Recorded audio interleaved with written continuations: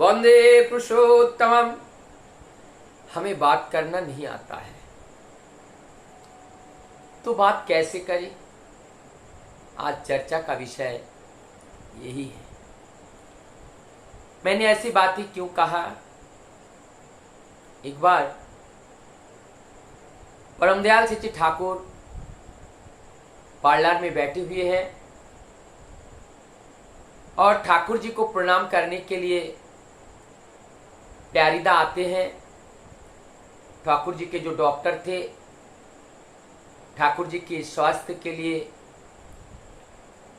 निरंतर ठाकुर जी के साथ युक्त रहते थे। जब प्यारीदा आए, ठाकुर जी ने पूछा बड़े खोखा कैसे हैं? अर्थात ठाकुर जी क्या बड़े बेटे को ठाकुर जी बड़े खोखा कहते थे। तब प्यारीदा कुछ ना बोल के उन्होंने कहा, मैं अभी गया नहीं। दूर निराला निवेश में मां बैठी हुई थी। जब प्यारीदा ठाकुर जी को प्रणाम करके आगे बढ़े, मां ने प्यारीदा को बुला लिए। बुला के कहते हैं, अरे प्यारी, ठाकुर जी ने क्या पूछा? बोलते हैं, मां, उन्होंने पूछा बड़दा का तबीयत कैसा है। मां कहती है, तूने क्या कहा? प्यारीदा बोलते हैं, मैंने कहा कि मैं अभी गया नहीं। मां कहती है, जब तूने कहा कि मैं गया नहीं तो ठाकुर जी के चेहरे की ओर थोड़ा देखा, कैसा उनका चेहरा सूख सा गया। उनका चेहरा एकदम जनी रूखा सा हो गया। ऐसी बात क्यों बोले? क्यों नहीं बोले ठाकुर मैं अभी जा रहा हूं? क्यों बोले मैं अभी तक गए नहीं? अगर आप बोलते ठाकुर मैं अभी जा रहा हूं और अब जाके आप देख के ठाकुर जी को बताते, ठाकुर जी को कितना अच्छा लगता है। तो यही बात से, मां की बात से मुझे समझ में आता है कहां किस बात को कैसे बोलना चाहिए, वास्तव में हमें नहीं आता है। हमारी बातों से, हमारी आचरण से हम कितने लोगों के हृदय में दुख देते हैं, मुझे पता नहीं चल पाता है, क्योंकि हमने उस गहराई तक गए नहीं। और मूल बात है, हमारे अंदर वो प्रेम अभी जागृत नहीं हुआ कि हमारे सामने वाले का जो दुख दर्द है, वो दुख दर्द अपना दुख दर्द के रूप में एहसास हो। ये तभी होता है जब हम सभी में प्रभु का दर्शन करते हैं। जत्र जीव तत्र शिव, एक ही ब्रह्म द्वितीय नास्ति। जत्र जत्र नेत्र पड़े तत्र तत्र कृष्ण स्फुरे। जहां जहां हम देखते हैं सभी वो ब्रह्म हैं। तो ये भाव जब तक नहीं आता है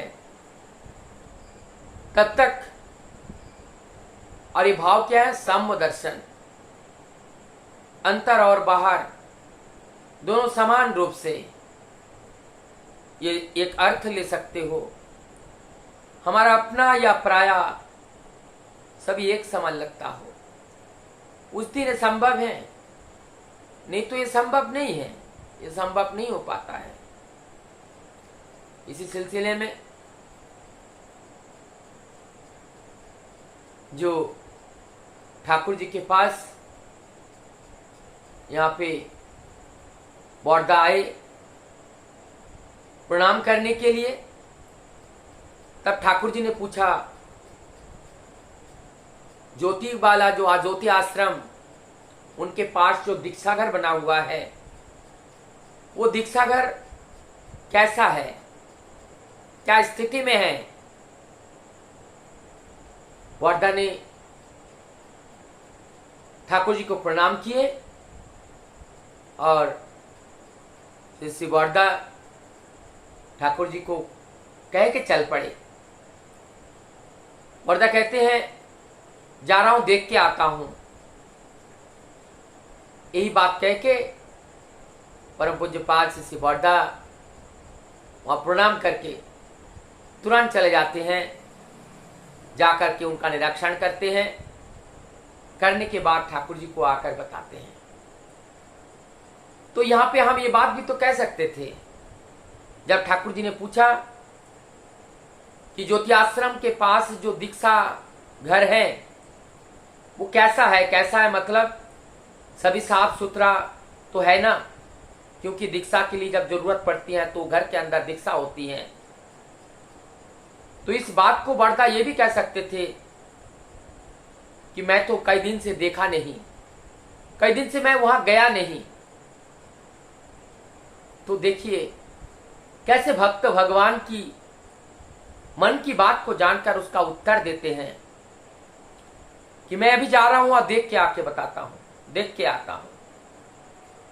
तो वो बात ना कह के वो बात कहते तो ठाकुर जी को कष्ट होता है। भक्त कभी भगवान का कष्ट देना नहीं चाहते हैं, इसलिए तुरंत जाते हैं और देख के आते हैं। यह है आज्ञाकारी। यहां पे कुछ बात हम लोगों को सीखने की है। ये जो ठीक ठीक बात करना क्यों जरूरत है?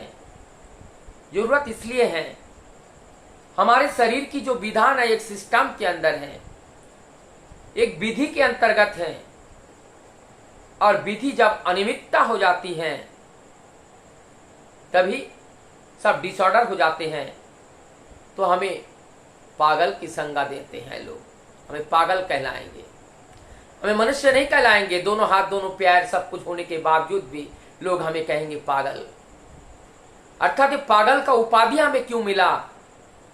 क्योंकि हम नियम श्रृंखला के अंतर्गत नहीं है, विधाता के विधि के अंतर्गत नहीं है, उनको उल्लंघन करने वाला ये जीवन है, इसलिए इस जीवन को पागल कहा जाता है। तो हमारी ये पागल जीवन ना हो, हमारी जीवन सुशृंखल जीवन हो, मनुष्य जीवन हो, जिससे लोग संग करने के बाद उनको तृप्ति मिले। जिस तरह फलदार वृक्ष के नीचे जाने पर छाया भी मिलती है, फल भी मिलती है, ऐसे बहुत सारी चीज मिलती हैं। लकड़ी भी मिलती है घर को जलाने के लिए, तख्ता भी देती हैं, पटरा भी देती हैं, बहुत से फर्नीचर को बनाने के लिए। इसीलिए केवल देती ही है, जो देते हैं उनको सब प्यार करते हैं। इसलिए जगत पिता को प्यार करते हैं और हमें वही करना है। हमारी जीवन का जो चाल चलन, जो चरित्र हैं, हमारी चाल चलन चरित्र सब इसी में ही ढालना है। हमें सदैव जागरूक रहना है, शिवाप्राण होके चलना है। हमारी गुरुजनों को बात को उल्लंघन नहीं करना है। हम अगर माँ की बात नहीं मानते, पिता की बात नहीं मानते, गुरु और गुरुजनों की बात नहीं मानते, अगर इन लोगों की बात हम नहीं मानते हैं, तो हमारे जीवन में उन्नति कहां से आएगी? उन्नति आने का जो द्वार है, यही है द्वार सेवा का।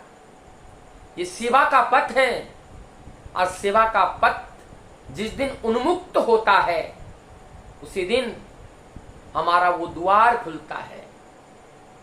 तो इसीलिए जो सेवा प्राणता बताया गया, कर्तव्य प्राणता बताया गया, कर्तव्य निष्ठा जो दिखाया गया, और किस समय किस परिप्रेक्ष्य में कैसी बातें करे, ये सटीक बात को जानना, सटीक उत्तर देने का शक्ति और सामर्थ्य का समायोजन करना, यही जीवन की उपलब्धि है, यही जीवन का ज्ञान है, यही जीवन का विज्ञान है। यही विज्ञान के साथ जब हमारा जीवन आगे बढ़ता है तो जीवन में हम आनंद का उपभोग कर पाते हैं, नहीं तो ये जीवन में आनंद का उपभोग नहीं होता है। तो आइए हम ठाकुर जी को ग्रहण करते हैं, परम पिता को परम पुरुष का ग्रहण करते हैं सदगुरु के रूप में। और सत का मतलब होते हैं बचना और बढ़ना। ये बचना और बढ़ने का जो गुरुत्व है, बचना और बढ़ने का जो मुख्य तत्व है, वो बचने बढ़ने का मुख्य तत्व का नाम ही है सदगुरु प्रदत्त नाम और सदगुरु प्रदत्त नियम। उस गुरुत्व को जब तक हम गुरुत्व नहीं देंगे, गुरुत्व मतलब महत्व नहीं देंगे, तब तक हमारी जीवन की महत्व वर्धनशिला नहीं होती है। हमारी जीवन की वर्धन तभी होगी, हमारी जीवन की विकास तभी होगी, हमारी जीवन समृद्धि तभी होगी जब हम परम सत्ता सत्य और सद्गुरु की अवहेलना ना करके हम अपने जीवन में ग्रहण करके चलेंगे, उनकी बात का अनुपालन करने के लिए करके चलेंगे, तो हमारा जीवन सता ही उन्मुक्त हो उठेगा और उस पथ पर अग्रसर होगा, जिस पथ पर जाने के लिए अनंत काल से हम ललायित हैं, क्योंकि वही मार्ग है, वही ब्रह्म मार्ग है। और वही ब्रह्म मार्ग का प्रदर्शन करने वाला जो प्रदर्शक है, जो हमें दिखाता है, राह दिखाता है, वही आचार्य है। वही आचरण हमें आचरण करके सिखाता है कैसे हमें चलना है, और उस आचरण को आचरित करके हमारी जीवन में उस गंतव्य तक पहुंचना है। वंदे पुरुषोत्तम।